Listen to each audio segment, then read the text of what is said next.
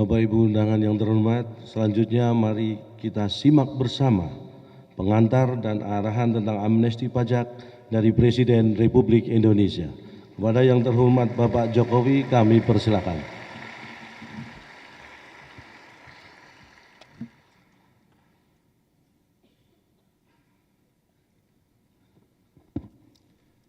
Assalamualaikum warahmatullahi wabarakatuh.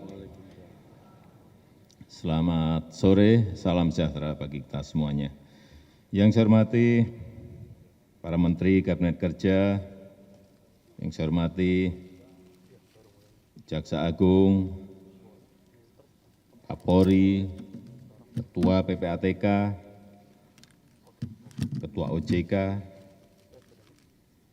Dirjen Pajak, Ketua dan seluruh jajaran pengurus APindo,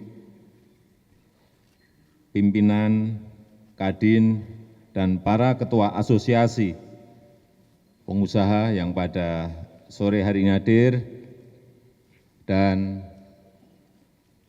seluruh pengusaha yang sore hari ini hadir di Kemayoran. Saya kaget. Waktu di Surabaya, saya diberitahu undangannya 2.000, yang datang 2.700. Waktu ke Medan, saya diberitahu, Pak, undangannya 3.000, banyak banget di Medan. Yang hadir 3.500. Di sini saya diberitahu hari Jumat, Pak, nanti yang hadir, Bapak harus hadir, karena yang hadir nanti 5.000. Saya udah 5.000 aja kebayang banyak banget. Ini tadi dilapori oleh Pak Aryadi, Pak, sekarang yang hadir 10.000.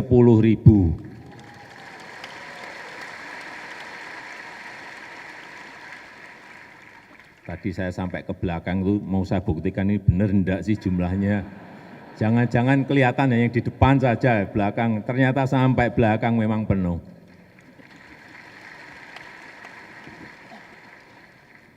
Bapak, Ibu, dan saudara-saudara sekalian,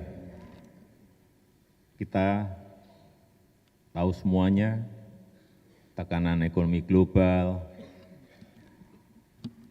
tekanan ekonomi eksternal terhadap pertumbuhan ekonomi kita, semuanya kita merasakan. Dunia usaha yang paling sangat merasakan, rakyat juga ikut merasakan. Dan sekarang ini semuanya sama, semua negara sama, berebut investasi, berebut arus uang masuk, rebutan semuanya, dengan segala kebijakan, semuanya berebutan arus uang masuk, berebutan arus modal masuk, berebutan arus investasi masuk. Terus Indonesia seperti apa? Kita juga membuat kebijakan terobosan lewat paket ekonomi 1 sampai 12. Sementara ini nanti akan dilanjutkan lagi. Tetapi yang paling penting sekarang ini memang dua hal, arus uang masuk, arus investasi masuk. Padahal kita tahu, kita semuanya tahu, bahwa negara kita ini duitnya banyak. Ada yang disembunyikan di bawah bantal, ada yang di bawah kasur, ada yang disimpan di luar. Inilah kenapa tax amnesty ini, undang-undang amnesti pajak ini kita berikan. Untuk apa? Untuk memberikan kepastian hukum, untuk memberikan payung hukum agar yang memiliki uang tadi yakin bahwa kalau nanti sudah mendeklarasikan asetnya, kalau nanti sudah merepatriasi, membawa uangnya masuk, itu sudah ada payung hukumnya yang pasti. Dan sekarang kita sudah punya yang namanya Undang-Undang Tax Amnesty, Undang-Undang Pengampunan Pajak. Yang kedua, saya ingin mengingatkan Uang tadi kan banyak sekali di luar. Ada sudah data di kantongan saya, data di Kementerian Keuangan ada. Di situ dihitung ada 11.000 triliun yang disimpan di luar. Di kantong saya beda lagi, lebih banyak. Karena memang sumbernya berbeda. Sumbernya sumber internasional semuanya, tapi berbeda. Tidak apa-apa. Yang paling penting bagaimana uang-uang itu bisa dibawa kembali ke negara kita, karena saat ini kita memerlukan partisipasi Bapak, Ibu, dan saudara-saudara semuanya untuk negara, untuk bangsa.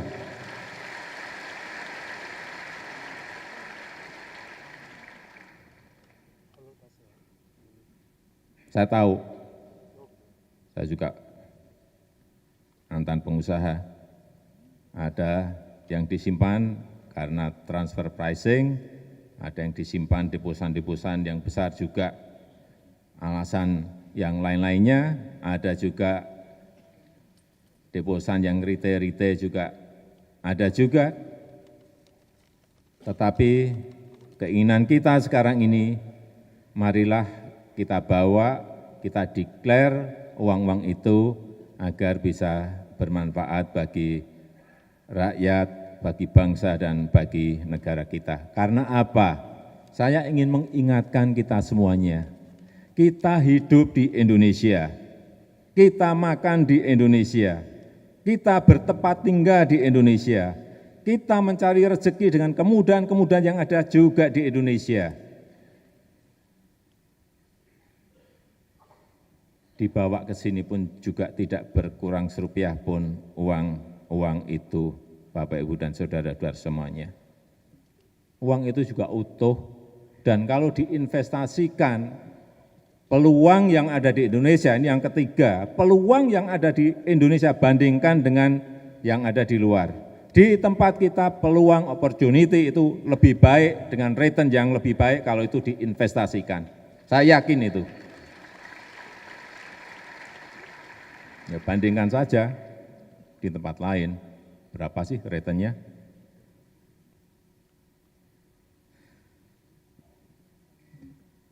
Sehingga saya ingin menjelaskan lebih detail lagi, sebenarnya amnesti pajak ini apa sih?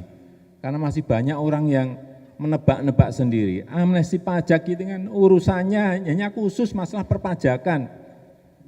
Jangan dikaitkan dengan hal-hal yang lain. Ini kan berkaitan dengan penghapusan pajak yang seharusnya terutang, berkaitan dengan pembebasan sanksi administrasi, berkaitan dengan pembebasan sanksi pidana perpajakan, berkaitan dengan penghentian proses pemeriksaan penyidikan tindak pidana juga perpajakan. Ini khusus urusan pajak, memajak, perpajakan, nggak ada urusan dengan hal-hal yang lain. Jangan ada politisasi di sini, enggak. Kita ini urusan pajak.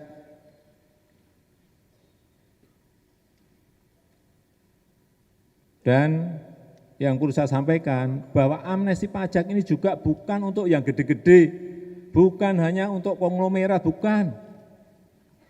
Yang belum punya NPWP silahkan minta NPWP, mumpung ada amnesti pajak. Yang UMKM, UKM silahkan minta amnesti pajak, hanya kena 0,5%, setengah persen, yang omsetnya di bawah 4,8 miliar. Kurang apa kita? Ini kesempatan, karena nantinya tahun 2018 akan ada keterbukaan informasi antar negara, keterbukaan informasi internasional. Jadi uang itu ada di mana itu semuanya akan dibuka. Ini kita sudah tanda tangan semuanya. Sehingga ini momentum, ini kesempatan. Payung hukumnya jelas. Ada yang tanya lagi, Pak, ini undang-undangnya di MK, di judicial review.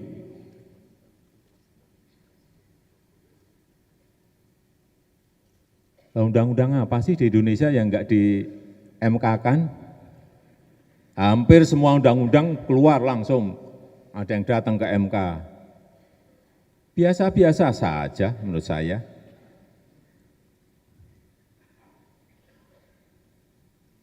Yang paling penting yang ingin saya sampaikan, bahwa pemerintah akan all out, pemerintah akan sungguh-sungguh dan tarung agar MK nanti tetap memenangkan undang-undang tax amnesty ini. Yakinlah itu, yakin, harus yakin. Kita harus yakin, karena ini adalah untuk kepentingan yang lebih besar bangsa dan negara, bukan untuk yang lain-lain. Kalau saya berani tarung karena itu. Karena nanti apa, kalau ini arus uang berbondong-bondong masuk, baik masuk ke instrumen investasi yang portofolio, baik masuk ke instrumen investasi langsung, ini akan membuka lapangan pekerjaan yang seluas-luasnya. Rakyat harus tahu itu. Dan kesempatan sekarang ini momentumnya, ini saatnya. Terus syarat ikut amnesti pajak apa? Ya tadi, mengungkapkan, menyampaikan harta yang di bawah bantal, yang disimpan di luar. Kalau ada aset di luar, disampaikan. Kalau ada uang yang disimpan di luar, disampaikan. Dan membayar uang tebusannya. Nanti akan disampaikan secara rinci oleh Ibu Menteri Keuangan. Kemudian kalau belum bisa masuk ke langsung investasi langsung, bisa masuk ke instrumen investasi portofolio yang untuk jangka pendek, bisa surat berharga nasional, surat berharga negara (SBN), bisa berupa SUN, surat utang negara, bisa obligasi BUMN, bisa sukuk, bisa saham BUMN, bisa infrastruktur bond. Perbankan bisa masuk di deposito, bisa masuk di tabungan, di giro, di swasta juga sama, bisa obligasi, bisa sukuk, bisa saham, bisa di industri keuangan non-bank juga bisa, produk-produk asuransi bisa, produk-produk dana pensiun juga bisa dimasuki. Tapi alangkah lebih baik kalau di sini itu sementara saja, segera masukkan ke investasi langsung. Karena kita juga baru gencar-gencarnya membangun infrastruktur, bisa masuk ke pelabuhan. Nanti akan disampaikan oleh Menteri BUMN atau Menteri Kemaritiman. Sektor mana yang bisa dimasuki? Bisa pelabuhan, bisa jalan tol, bisa pembangkit listrik, bisa airport, bisa jalur kereta api, bisa transportasi massal ya, baik yang ada di Jakarta bukan hanya MRT, ada LRT, di Bandung juga direncanakan, di Medan sudah dikerjakan, di Surabaya masih ada peluang, di Makassar bisa dimasuki. Bisa juga investasi di industri, di manufaktur, di otomotif silahkan, di garment, di tekstil. Ini lebih baik karena bisa mengangkut tenaga kerja yang banyak. Bisa di industri perikanan. Setelah kapal-kapal ilegal asing ditenggelamkan, sekarang ikannya harus segera dikerjakan, sehingga yang namanya industri perikanan, saya sudah sampaikan ke Menteri KKP, buka investasi itu di situ, pabrik cold storage, kemudian industri pengalengan ikan, kesempatan sekarang, Kemudian di industri pertanian, gula, kita masih impor 3,4 juta ton. Segera masuki, bikin pabrik gula. Kalau lahan nggak ada, sampaikan ke menteri. Harus ngomong dulu, jangan buat pabrik gula baru minta lahan. Yang banyak kan seperti itu, terus bingung, terus nyalain. Jangan gitu dong. Lahan yang siap di mana, pabriknya di situ. Di kota sudah nggak ada lahan, minta lahan untuk nanam tebu, ya nggak akan bisa. Karena masih impor 3,4 juta ton. Jangan sampai yang impor-impor ini sudah harus segera kita stop dalam jangka 3-4 tahun. Harus produksi sendiri, harus tanam sendiri. Kemudian jagung. Jagung kita masih impor 3,2 juta ton. Masuk ke sana tanam jagung. Masa kita negara besar seperti ini masih impor jagung, kebangetan. Tanam jagung berapa bulan sih bisa dipanen, kan 3-4 bulan bisa dipanen.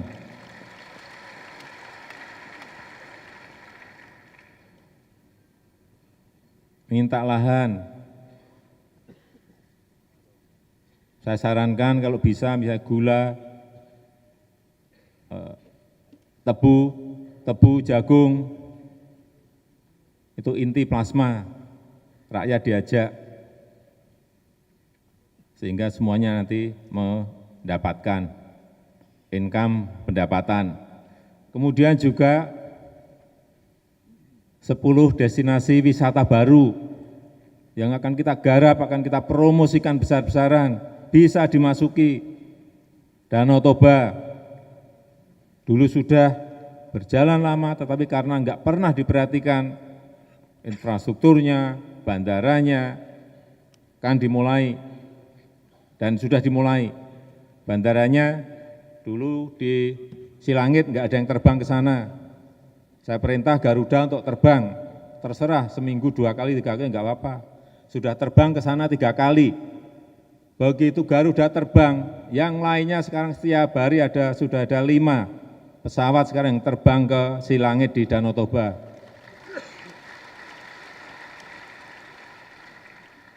Ya kita memang harus ngerti makro, tapi mikronya juga harus dikerjain. Kalau makro dan mikro tidak didetail dikerjakan, enggak diurus, ya sudah hilang Danau Toba. Tanjung Klayang, Mandalika, Wakatobi, Morotai, Komodo, Kepulauan Seribu, Borobudur, Bromo Tengger, Tanjung Lesung. Tempat-tempat seperti ini yang nanti pemerintah sudah menyiapkan lahannya. Silahkan masuk, yang ingin bangun resort, yang ingin bangun hotel, yang ingin bangun tempat-tempat entertainment, silahkan. Dan KEK pariwisata yang lain, Tanjung Lesung, sudah berapa tahun itu diberi KEK, Tanjung Lesung. Tapi kalau infrastruktur menuju ke sana enggak dikerjain, siapa yang mau datang? Kalau saya janjian dengan investornya, kamu mulai, saya mulai. Kamu mulai bangun, saya mulai bangun jalannya. Nanti saya mulai bangun jalan, dia enggak mulai. Kalau saya belak-belakan, ayo kamu mulai. Benar, serius, mulai. Saya lihat, oh serius, jalan saya lelang. Gitu. Ini barengan, ini kerja bareng-bareng. Swasta pemerintah ini harus bareng-bareng. Enggak bisa, swasta sendiri juga enggak bisa, pemerintah sendiri juga enggak bisa. Harus dua-duanya berjalan beriringan. Ekonomi kita akan baik, percaya. Saya dalam waktu 5 tahun ini akan fokus kepada infrastruktur. Kalau sudah nanti akan masuk ke sektor jasa dan seterusnya. Tapi ini konsentrasi, saya kerja enggak mau. Semuanya dikerjakan, semuanya. terus baunya nggak ada, fisiknya nggak akan kelihatan, sudah, uang akan kita fokuskan ke sana. Ini yang berkaitan dengan investasi, nanti secara detail akan disampaikan oleh Menteri. Juga properti, masih ada 13 juta rumah yang dibutuhkan. Tahun 2016 ini, 13 juta rumah. Tapi ada yang mengeluh kemarin masalah rate, masalah dire, dana investasi, real estate Indonesia juga sudah kita kerjain, artinya sudah bisa berjalan. Kemudian yang di Surabaya kemarin minta potongan BPATB dan lain-lain sudah dikerjain. Silahkan masuk. Karena kita ingin menyederhanakan, karena kita ingin membuat semuanya cepat. Saya juga pengen memutuskan itu cepat, melaksanakan itu cepat. Swasta kita harapkan juga seperti itu. Kalau ada hal-hal yang kurang, ya marilah kita perbaiki. Dan ada yang tanya lagi, Pak, mengenai rahasia data seperti apa? Teks amnesti ini datanya tidak bisa dijadikan dasar untuk penyelidikan, penyidikan, penuntutan pidana. Tidak boleh, ini saya berikan tekanan lagi, tidak boleh diminta oleh siapapun dan tidak diberikan kepada siapapun. Saya ulang, tidak dapat diminta oleh siapapun dan tidak diberikan kepada siapapun. Ini undang-undang loh, undang-undang. Dan yang membocorkan, ini saya peringatkan juga kepada terutama petugas-petugas pajak yang membocorkan kena hukuman maksimal 5 tahun. 5 tahun bukan angka yang kecil. 5 tahun.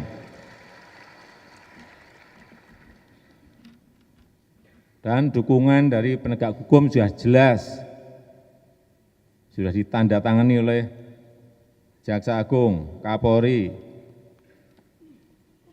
Kepala PPATK, sudah hari ini juga hadir, Pak Kapolri, hadir, silahkan berdiri.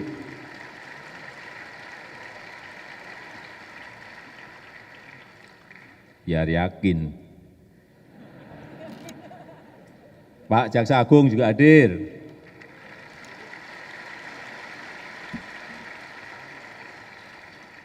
Biar tambah yakin. Pak Kepala PPATK juga hadir.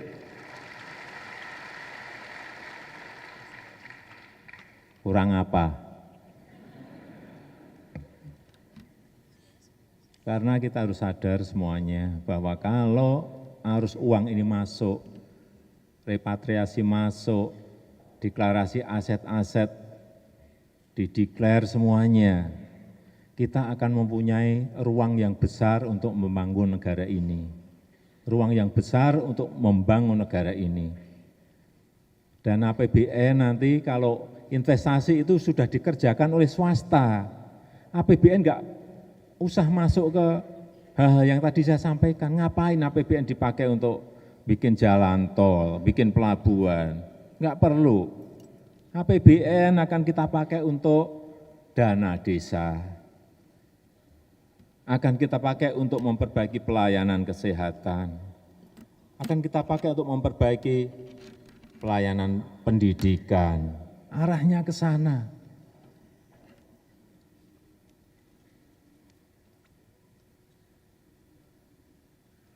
Dan akan sangat bermanfaat bagi perekonomian nasional kita. Yang pasti, kalau arus uang masuk itu datang, penguatan nilai tukar rupiah pasti terjadi. meskipun juga akan dikendalikan juga oleh Bank Indonesia, supaya kalau terlalu kuat juga nanti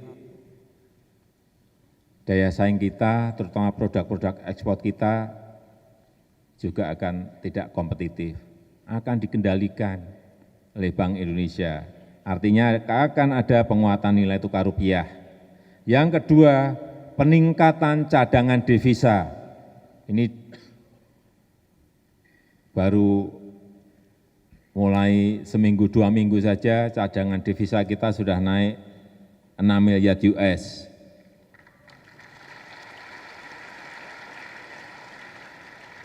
Ini belum masuk loh, duitnya belum masuk. Itu sudah naik segitu, apalagi kalau masuk.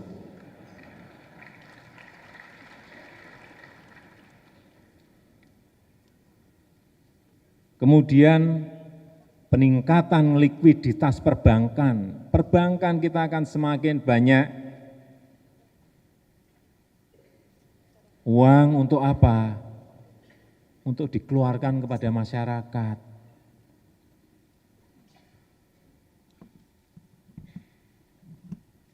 Yang keempat, untuk penerimaan negara dalam jangka menengah, jangka panjang, karena nanti tax base kita akan membesar. Subjek pajak, objek pajak juga akan membesar.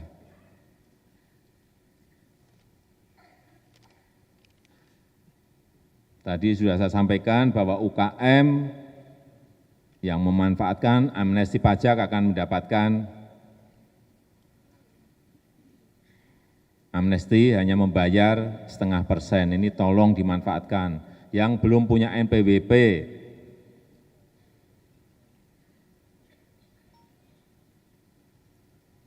saya lihat banyak yang di pasar-pasar itu omsetnya sudah, tapi belum punya NPWP. Di Mangga 2, di Tanah Abang. Ya, saya kan orang lapangan, mantan gubernur DKI.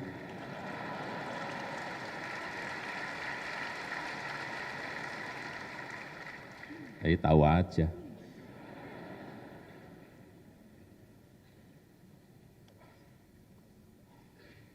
Jadi ini adalah yang terakhir.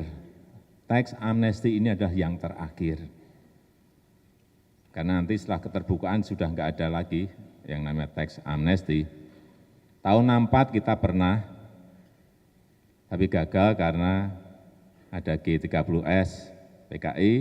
Tahun 84 kita juga tidak berhasil karena saat itu uang kita juga banyak, komoditi dari kayu terutama, dari minyak masih.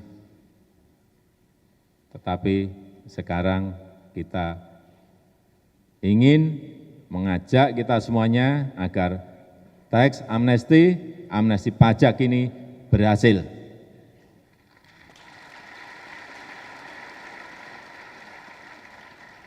Saya tahu sekarang ini masih banyak yang hitung-hitung. Saya sudah tanya-tanya, yang gede saya sudah tanya, yang sedang sudah saya tanya-tanya, yang kecil sudah saya tanya-tanya. Pak masih hitung-hitung, yang gede saya tanya, gimana masa sampai sekarang belum ada yang masuk? Pak, perusahaan saya ini 200 perusahaan lebih Pak, kan ngitung-ngitung per waktu. Saya pikir, oh masuk akal ya boleh, mundur boleh, seminggu, 2 minggu, 3 minggu, Pak ya minta waktu Pak 2 minggu, 3 minggu boleh. Yang tengah saya tanya juga sama, Pak saya kan juga ngitung-ngitung Pak, ini sekarang cari konsultan pajak sulit Pak, semua dipakai Pak. Ya oke, mundur enggak apa-apa. Tetapi sekali lagi, waktunya menurut saya nanti akan, ini petugas pajak juga harus siap. Waktunya, feeling saya mengatakan pada minggu ketiga, minggu keempat Agustus, awal September itu sudah banyak sekali yang akan masuk.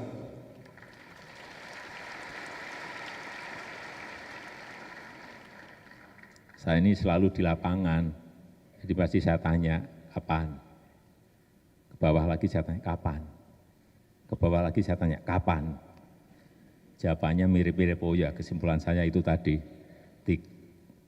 Minggu ketiga, minggu keempat Agustus atau awal September, nanti akan kelihatan. Karena sampai hari ini memang pesertanya yang sudah daftar 344 orang, kecil.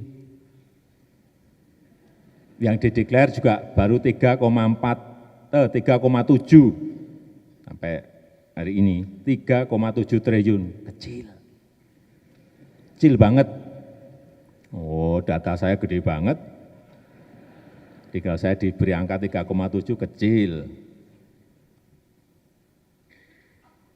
Sekali lagi, akhir kata, saya mengajak kita semuanya, inilah saatnya kita berpartisipasi kepada negara untuk kejayaan bangsa, negara, dan rakyat Indonesia.